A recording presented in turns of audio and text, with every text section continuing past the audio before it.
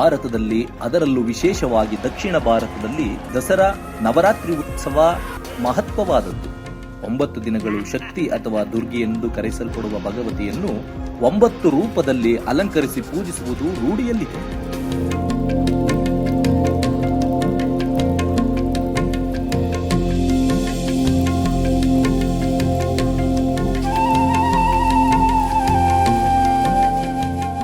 ಇದೇ ಸಂದರ್ಭದಲ್ಲಿ ಮನೆಗಳಲ್ಲಿ ಬೊಂಬೆಯನ್ನು ಅಂದವಾಗಿ ಜೋಡಿಸಿ ಪ್ರದರ್ಶನ ಮಾಡುವುದು ವಿಶೇಷ.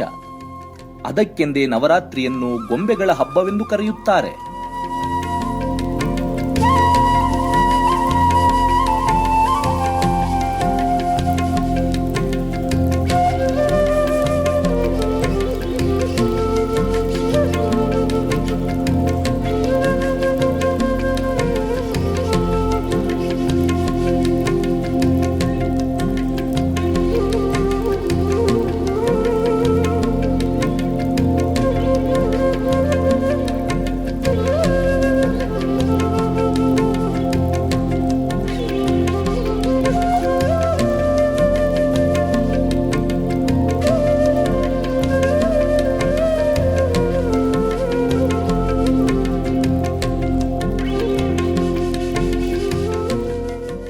ಗೊಂಬೆಗಳನ್ನು ಮರದಲ್ಲಿ, ಮಣ್ಣಿನಲ್ಲಿ ತಯಾರಿಸಿ ಅದಕ್ಕೆ ಬಣ್ಣಗಳನ್ನು ಬಳಿದು ಆಕರ್ಷಕವಾಗಿ ಮಾಡಿ ಜೋಡಿಸಲಾಗುತ್ತದೆ.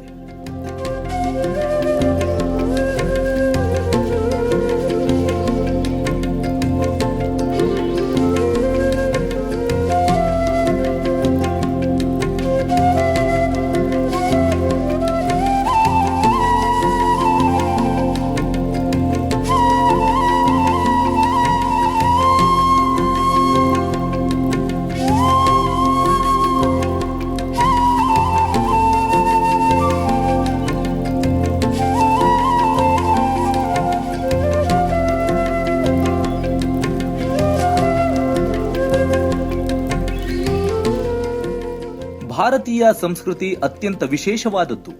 ಇದರಲ್ಲಿನ ಒಂದೊಂದು ಆಚಾರ ವಿಚಾರಗಳು ವೈವಿಧ್ಯಮಯ. ಪುರಾಣ ಪುಣ್ಯ ಕಥೆಗಳನ್ನು ಮುಂದಿನ ತಲೆಮಾರುಗಳಿಗೆ ತಿಳಿಸುವ ಹಲವು ವಿಧಾನಗಳು ನಮ್ಮಲ್ಲಿವೆ. ಪಾತ್ರಗಳ ಪ್ರಾತ್ಯಕ್ಷಿಕೆಯ ಮೂಲಕ ಕಥಾ ನಿರೂಪಣೆ ಮಾಡುವ ಸಂಪ್ರದಾಯವೇ ದಸರಾ ಬೊಂಬೆ ಪ್ರದರ್ಶನ.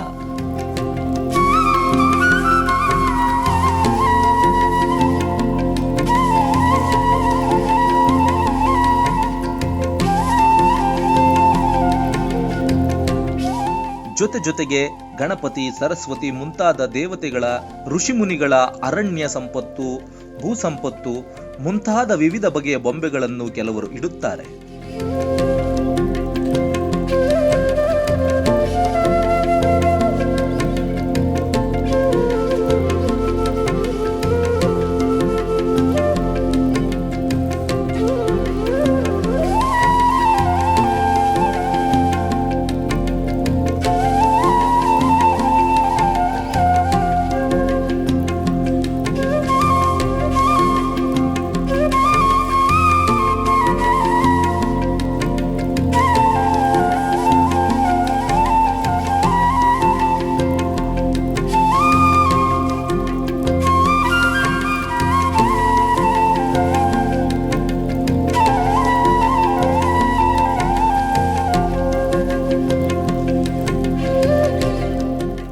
ಮೈಸೂರು ದಸರಾ ಪ್ರಸಿದ್ಧವಾಗಿರುವುದರಿಂದ ದಸರಾ ಪ್ರದರ್ಶನವನ್ನೂ ಕೂಡ ಅಂಬಾರಿಯ ಮೇಲೆ ತಾಯಿ ಚಾಮುಂಡೇಶ್ವರಿ ಮೆರವಣಿಗೆ ಮಾಡುತ್ತಿರುವುದನ್ನು ಸಹ ಕೆಲವೊಂದು ಮನೆಗಳಲ್ಲಿ ಸಂಪ್ರದಾಯವಾಗಿ ಅಲಂಕರಿಸುತ್ತಾರೆ.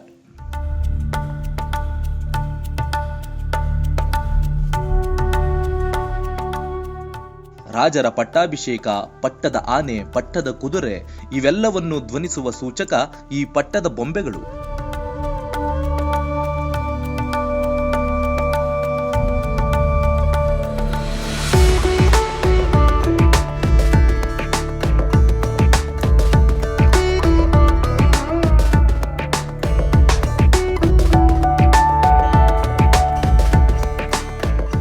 ಬಂಧುಗಳು, ಸ್ನೇಹಿತರು ಎಲ್ಲರ ಮನೆಗೆ ಹೋಗಿ ಬೊಂಬೆಗಳ ಪ್ರದರ್ಶನ ನೋಡುವುದು ರೂಢಿಯಲ್ಲಿದೆ.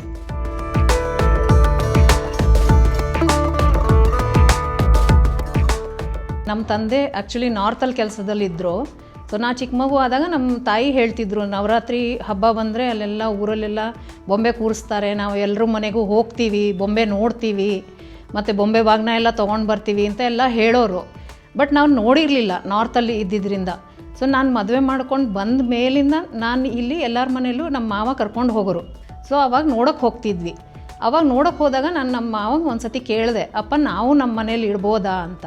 ಅವರು ಇಡ್ಬೋದು, ತೊಂದರೆ ಇಲ್ಲ ಅಂತ ಅಂದರು. ಸೊ 96 ನನಗೆ ಮದುವೆ ಆಗಿದ್ದು. ಸೊ ಆಮೇಲೆ ಮನೆಯಲ್ಲಿ ಆ್ಯಕ್ಚುಲಿ ಪಟ್ಟದ ಬೊಂಬೆ ಇಡ್ತಿದ್ರು, ಬಟ್ ಈ ಥರ ಎಲ್ಲ ಬೊಂಬೆ ಇಡ್ತಿರ್ಲಿಲ್ಲ ಅವರು. ಆಮೇಲೆ ನಮ್ಮ ಮಾವಂಗೆ ಹೇಳಿದ ಮೇಲೆ ಅವರು ಸರಿ ಆಯಿತು ಇಡೋಣ, ನಮ್ಮ ಮನೇಲೂ ಇಡೋಣ ಅಂತ ಹೇಳ್ಬಿಟ್ಟು 99ಇಂದ ನಾನು ಇಡೋಕ್ಕೆ ಶುರು ಮಾಡಿದೆ. ಅವಾಗ ನಮ್ಮ ದೊಡ್ಡ ಮಗಳು ಹುಟ್ಟಿದ್ಲು. ಸೊ ಅವಳದು ಕೆಲವು ಪ್ಲಾಸ್ಟಿಕ್ ಬೊಂಬೆಗಳು, ಸಾಫ್ಟ್ ಟಾಯ್ಸು ಅಂಥದ್ದೆಲ್ಲ ಇತ್ತು. ಸೊ ಬರೀ 3 ಸ್ಟೆಪ್ಪು 5 ಸ್ಟೆಪ್ಪಿಂದ ನಾನು ಶುರು ಮಾಡಿದೆ. ತುಂಬ ಲೋ ಇದಲ್ಲಿ ಶುರು ಮಾಡಿದ್ದು ನಾನು. ಪಕ್ಕದ ಮನೆ ಮಕ್ಕಳನ್ನೆಲ್ಲ ಕರೆದು ಅವ್ರಿಗೆಲ್ಲ ಬೊಂಬೆ ಬಾಗ್ನ ಎಲ್ಲ ಕೊಡೋದು ಎಲ್ಲ ಮಾಡ್ತಿದ್ದೆ. ಬಟ್ ಅದು ಹೋಗ್ತಾ ಹೋಗ್ತಾ ಪ್ರತಿ ವರ್ಷವೂ ನಾವು ಒಂದೊಂದು ಸೆಟ್ ಬೊಂಬೆ ತೊಗೋಬೇಕು ಅಂತ ಒಂದು ಪದ್ಧತಿ ಇದೆ ಅಂತ ಹೇಳಿದ್ರು ನಮ್ಮ ಮಾವ. ಸೊ ಅದರಿಂದ ಎವ್ರಿ ಇಯರ್ ಒಂದೊಂದು ಸೆಟ್ ಬೊಂಬೆ ತೊಗೋತಾ ಯಾವಾಗ ಈ ಮಟ್ಟಕ್ಕೆ ಬೆಳೀತು ನನಗೂ ಗೊತ್ತಿಲ್ಲ. ಲಾಸ್ಟ್ 27 ಇಯರ್ಸಿಂದ ನಾನು ಇಡ್ತಾಯಿದ್ದೀನಿ.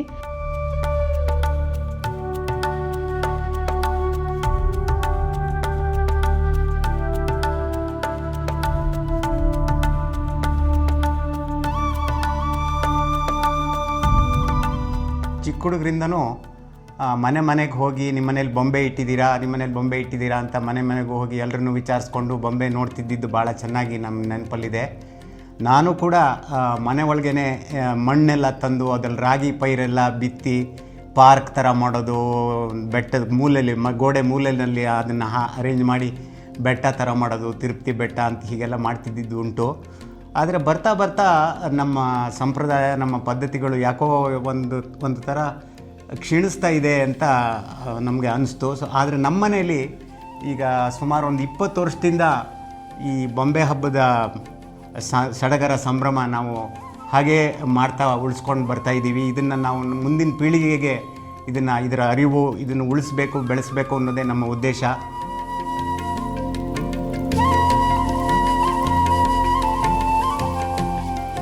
ದಸರಾ ಅಂಗವಾಗಿ ಬೆಂಗಳೂರಿನ ಹೆಸರಾಂತ ನೇತ್ರತಜ್ಞ ಡಾಕ್ಟರ್ KS ಕುಮಾರ್ ಮತ್ತು ಅವರ ಪತ್ನಿ ಸಂಧ್ಯಾ ಕಳೆದ ಹಲವು ದಶಕಗಳಿಂದ ತಮ್ಮ ಮನೆಯಲ್ಲಿ ಸಹಸ್ರಾರು ಬೊಂಬೆಗಳನ್ನು ಪ್ರತಿಷ್ಠಾಪಿಸಿ ಅದ್ಭುತ ಲೋಕವನ್ನೇ ಸೃಷ್ಟಿಸಿದ್ದಾರೆ. ಮೈಸೂರು ದಸರಾ ಜಂಬೂ ಸವಾರಿ ಮೆರವಣಿಗೆ ಸೇರಿದಂತೆ ಇಲ್ಲಿ ಬೊಂಬೆಗಳ ರೂಪದಲ್ಲಿ 100 ದೃಶ್ಯ ರೂಪಗಳನ್ನು ರೂಪಿಸಲಾಗಿದೆ. ಡಾಕ್ಟರ್ ಕುಮಾರ್ ದಂಪತಿ ಬೊಂಬೆಗಳ ಪ್ರದರ್ಶನಕ್ಕಾಗಿ ತಮ್ಮ ಮನೆಯ ಬಹುಪಾಲು ಪ್ರದೇಶವನ್ನು ಮೀಸಲಿರಿಸಿದ್ದಾರೆ. ಸುತ್ತಮುತ್ತಲೂ ಜನರು ಈ ನಯನ ಮನೋಹರ ಬೊಂಬೆಗಳ ಪ್ರದರ್ಶನ ವೀಕ್ಷಿಸಿ ಕಣ್ತುಂಬಿಸಿಕೊಳ್ಳುತ್ತಿದ್ದಾರೆ.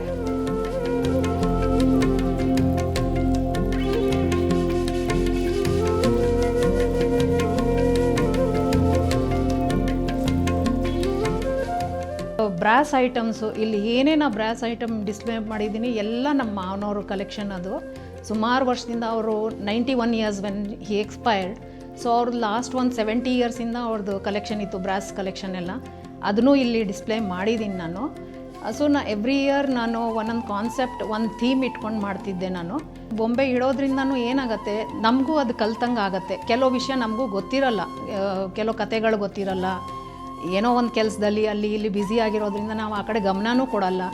ಬಟ್ ಈ ದಸರಾ ಟೈಮ್ನಲ್ಲಿ ನಾವು ಆ ಡಿಸ್ಪ್ಲೇ ಮಾಡಿದಾಗ ನಮಗೂ ಆ ನಾಲೆಜ್ ಇಂಪ್ರೂವ್ ಆಗುತ್ತೆ ಆ್ಯಂಡ್ ಮಕ್ಳಿಗೂ ನಾವು ಅದು ಸ್ಟೋರಿ ಹೇಳ್ದಂಗೂ ಆಗುತ್ತೆ. ಅದರಿಂದ ನಾನು ಇದು ಶುರು ಮಾಡಿದೆ ಇಡೋಕ್ಕೆ.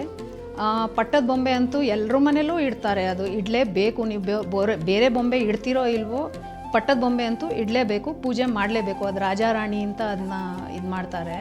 ಸೊ ಅದನ್ನು ಪೂಜೆ ಮಾಡಲೇಬೇಕು ನೀವು ಡೈಲಿ ಅದನ್ನು.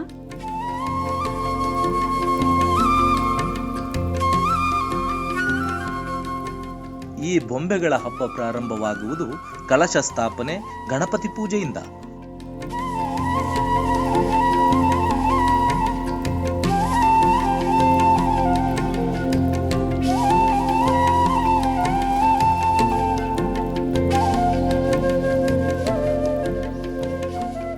ಕಣ್ಮನ ಸೆಳೆಯುವ ಅಲಂಕಾರಿಕ ಗೊಂಬೆಗಳ ಹಬ್ಬ ಆಬಾಲ ವೃದ್ಧರಾಗಿ ರಂಜನೀಯ, ಪವಿತ್ರ. ಮಹಿಳೆಯರ ಕೌಶಲ್ಯಕ್ಕೆ ಇದು ಒಂದು ಉದಾಹರಣೆ. ಅಷ್ಟಲಕ್ಷ್ಮಿ ಒಂದು ಇಟ್ಟಿದ್ದೀನಿ ನಾನು. ಮೇಯ್ನ್ ನಮ್ಮದು ಈ ಸತಿ ಅಟ್ರಾಕ್ಷನ್ ಅದೇನೆ. ಅದಕ್ಕೆ ಆದಷ್ಟು ನಾನು ಅಲಂಕಾರ ಎಲ್ಲ ಮಾಡಿದ್ದೀನಿ. ಅದರಲ್ಲಿ ಒಂದು ಮೇಯ್ನ್ ಹೊಸ ಇದೇನು ಅಂದರೆ ನಮ್ಮದು ತಾಮ್ರದ ಒಂದು ಬಿಂದಿಗೆ ಇದಿತ್ತು, ಹಂಡೆ. ನಾವು ಅದನ್ನ ನೀರು ಕಾಯ್ಸೋಕೆ ಉಪಯೋಗಿಸ್ತಾ ಇದ್ವಿ. ಅದು ನಮ್ಮ ಮಾವನ ಕಾಲದಿಂದನೂ ಇತ್ತು ಅದು. ಸೊ ಆ ಹಂಡೆನ ನನಗೆ ಬಿಸಾಕಕ್ಕೆ ನನಗೆ ಇಷ್ಟ ಇರಲಿಲ್ಲ. ಸೊ ಈ ಸತಿ ನಾ ಆ ಹಂಡೆನ ಡೆಕೋರೇಟ್ ಮಾಡಿಬಿಟ್ಟು ಲಕ್ಷ್ಮಿಗೇನೆ ಅದು ಒಂದು ಕಲಶದ ಥರ ಒಂದು ಮಾಡಿದ್ದೀನಿ.